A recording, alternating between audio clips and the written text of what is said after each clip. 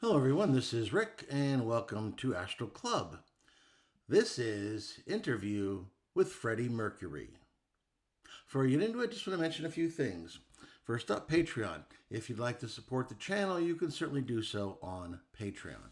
When you join, you get a chat function and also direct email to me with questions, comments, and ideas. If that sounds at all interesting, just go to the description. You'll find the link there to Patreon. Next up, private lessons. Giving lessons to folks now all over the world. A lot of good information has passed. We have a lot of fun. And we've had some great success, which is the most important thing. If that sounds interesting, just go to the description and ask for more information. Okay, let's get into it. Interview with Freddie Mercury. Freddie Mercury was born Farrokh Bulsara on the 5th of September 1946. He was a British singer and a songwriter who achieved global fame as the lead vocalist and pianist of the rock band Queen. He was regarded as one of the greatest singers in the history of rock music. He is known for his flamboyant stage persona and four-octave vocal range. Mercury defied the conventions of a rock frontman with his theatrical style. Anybody who ever attended one of their concerts will never forget it. And many artists were influenced by Freddie Mercury of Queen. Mercury was diagnosed with AIDS in 1987. He continued to record with Queen and was posthumously featured on their final album, Made in Heaven. In 1991, the day after publicly announcing his diagnosis, he died from complications of the disease at the age of 45, gone much too soon. In 1992, a tribute to him, was held at Wembley Stadium in benefit of AIDS awareness. I found Freddie Mercury in a place that felt like a cathedral built for sound. Not stone, not light, sound. Notes drifted through the air like stained glass. Choirs of memory hummed in the distance. Every footstep I took rang faintly like a piano key. Subtle, elegant, dramatic, very on brand for Freddie. He stood at the center of it all, radiant and theatrical even in death, wearing a white military-style jacket that shimmered as though stitched from applause itself. I sent him a telepathic thought packet with who I was and my intention to interview him. He turned around immediately. "Darling," he said, with a grin that could resurrect stadiums, "you've been hovering about rather noisily. Astral tourists, no sense of privacy." "Freddie Mercury," I said, folding my arms. "I traveled across dimensions to interview you, not get roasted." He laughed. It rang like a bell that had learned how to flirt. "Come, Rick," he said, "let us talk. Eternity can be dreadfully dull without good conversation." We walked through corridors of echoing memories, concert crowds roaring in endless loops, studio lights glowing like captured suns. "So," I said, "did you always know you'd become Freddie Mercury? The icon, the legend, the mustache that launched 1,000 Halloween costumes?"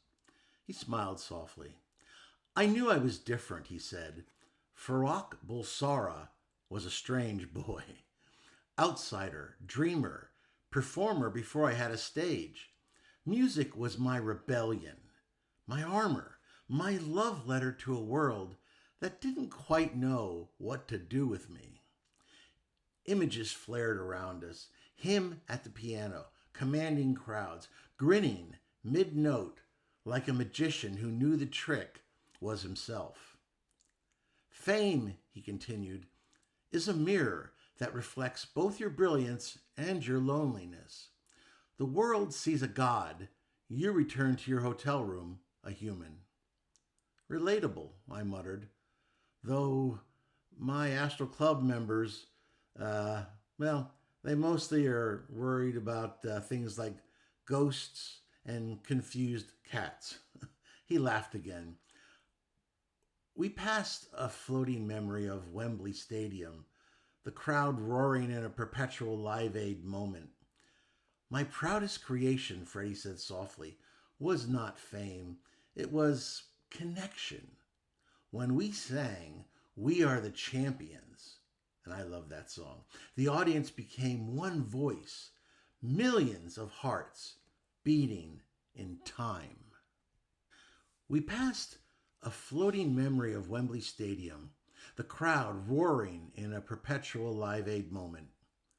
My proudest creation, Freddie said softly, was not fame. It was connection. That song, "We Are the Champions," I will never ever forget it.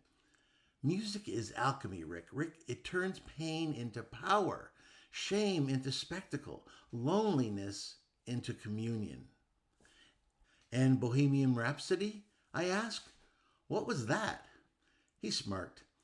Chaos, opera, confession, a beautifully dramatic mess, much like me. Honestly, fair. The next part I felt I had to mention, I had to get into, despite the fact I've been putting it off, hoping I somehow wouldn't get to it. But the air shifted, the music softened. He said, "I died of AIDS," he said plainly, "but I lived far more than I died." I watched as darker memories appeared: hospital rooms, exhaustion, fear, secrecy, stigma.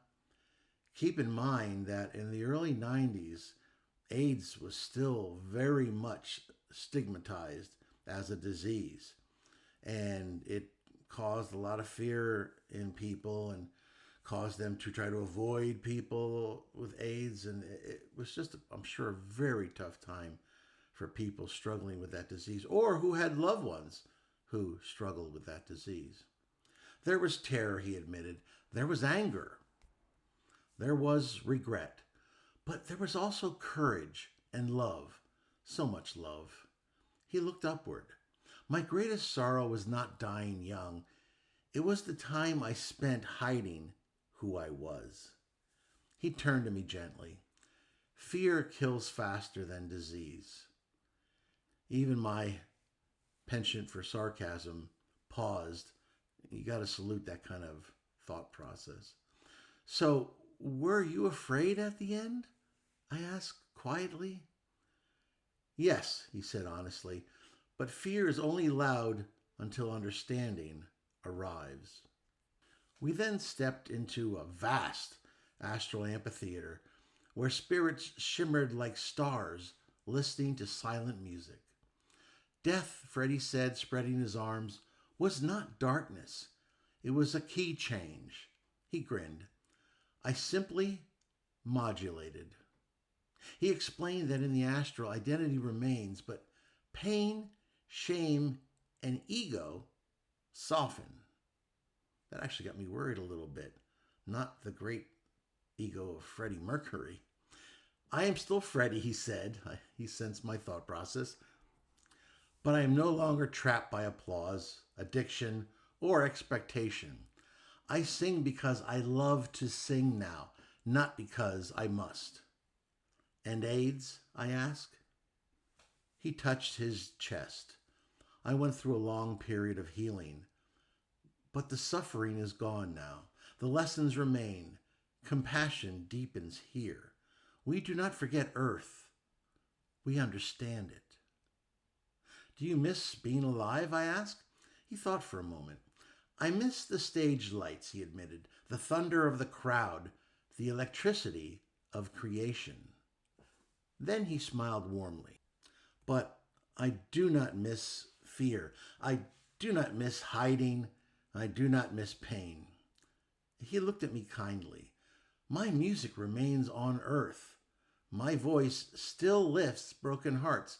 That is a beautiful form of immortality." He stepped closer.